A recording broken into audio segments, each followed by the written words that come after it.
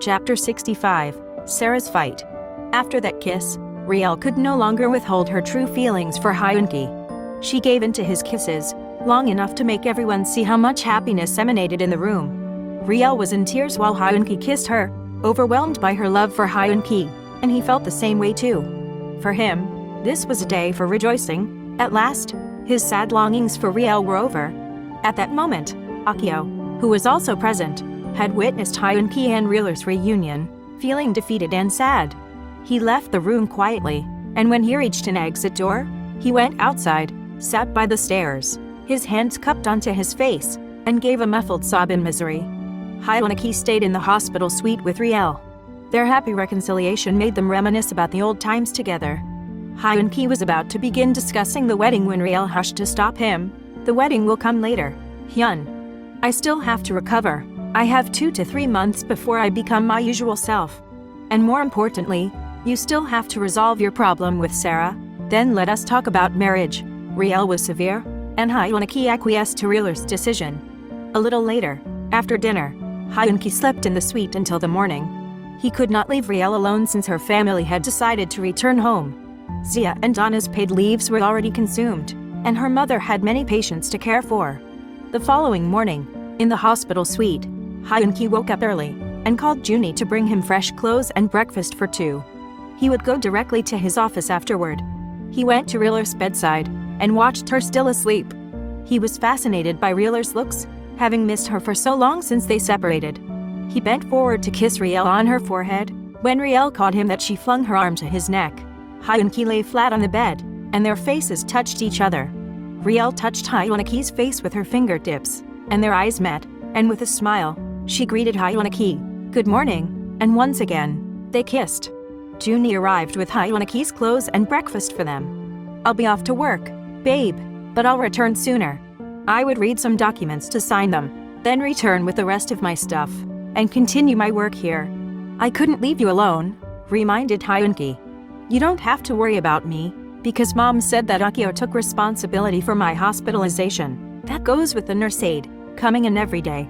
You can just return in the evening, love. In that case, I have nothing to worry about then. But are you sure you won't need me here?" "Of course, I need you here, so be sure you'd be here before nightfall."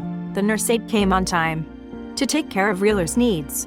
While Riel was watching television, Akio came. Riel smiled upon seeing Akio, but her smile changed to a worried look at Akio's distant expression.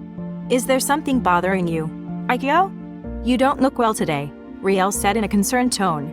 "What happened, Riel? I thought you were decisive in walking away from Hyunki's life. What changed your mind?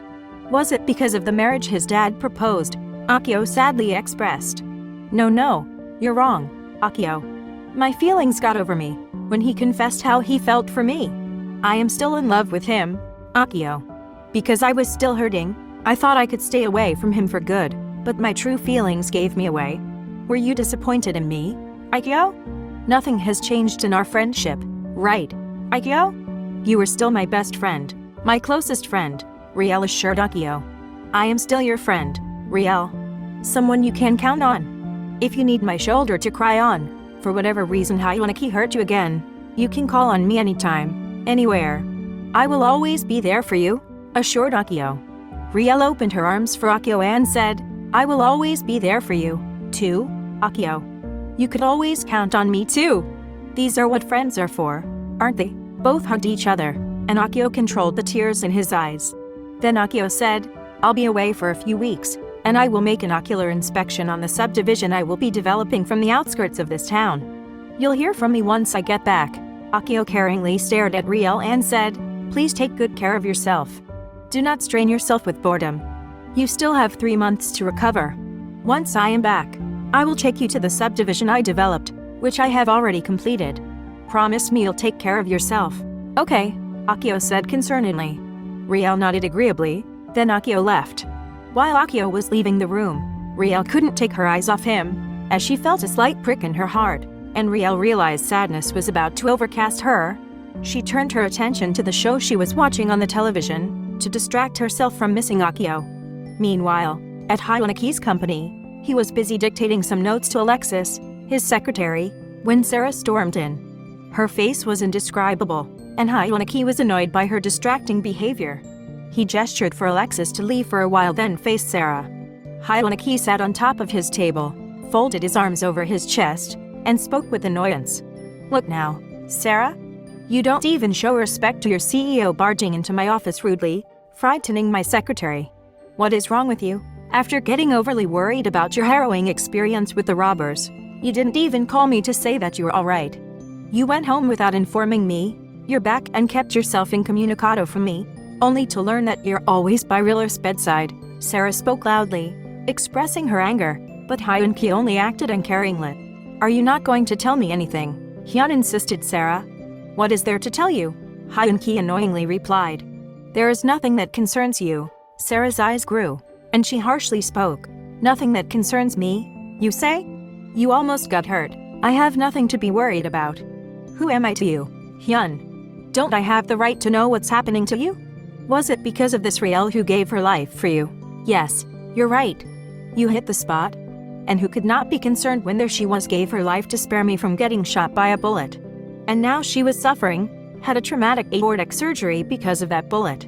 And one more thing, she was not only someone who spared me from death, but she was someone I once loved, and am still in love with. Don't tell me you're breaking up with me." Sara was furious. "Why are you doing this to me, Hyun? You said you love me, but now why?" Sara wept.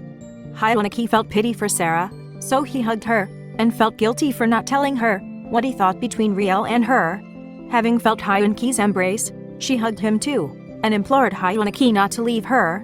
"I believed that your great love for Riel didn't wane completely. I knew, and I felt it. Every time the name of Riel popped up from your conversations with Hwan Chul, I was hurting. So, I am doing my best to make you happy and content with me. All I could do is to love you more, and be more patient. But I could not compete with her," and she sobbed bitterly. Hyunki softened. He knew it had been a big mistake on his part to take Sara as a rebound. He thought that falling in love with Sara would help him forget Riel completely, but deep inside him, he knew he could not forget Riel. His passion was entirely consumed by his love for Riel, making her the center of his life. Every space in his heart was already filled with Rieller's affection. He not only made a fool of himself by conditioning his mind that Riel was already out of his life, but he also fooled Sara, making her believe he could love her as much. So, Hyunki spoke in a mild tone and said, "Sara, I am sorry I have made you fall in love with me. I was in a depressive state when I met you, because I was so frustrated and desperate from losing the love of my life, Riel, whom I thought was already married to my brother. I gave myself another chance at love, and that's when you came in. I saw a semblance close to Rieller's in you, so I thought of trying it with you. At first, I thought it was worth trying, but as our relationship continued, I felt something was missing, and that's when I longed for Riel. And when I came across her, my hatred and anger subsided, but seeing her with another man made me so jealous that I could not control myself. And because of that jealousy, I thought that driving her away from this town, by making her lose her job, would help me forget her and continue loving you. Only to realize I was making a fool of myself. Our meeting in the bank was indeed destiny's doing. I trailed the robbers to save her, but she protected me instead, by shielding herself from that bullet intended for me. It was uncanny, wasn't it?" Hyunki looked at Sara with pity, but Sara would not back down. She felt she had invested her time and her entire being in him, so she didn't like to be dumped just that. "No, Hyunki, I won't allow both of you to be happy while I am in agony from the pain you caused. I love you and will cross miles for you, whatever it takes. I will not let Riel own you." Hyunki was shocked and appalled. Sara was a challenge to get rid of. How will Hyunki deal with Sara's obsession with him? Keep following the Windows of the Heart series. More exciting episodes are coming. Thank you.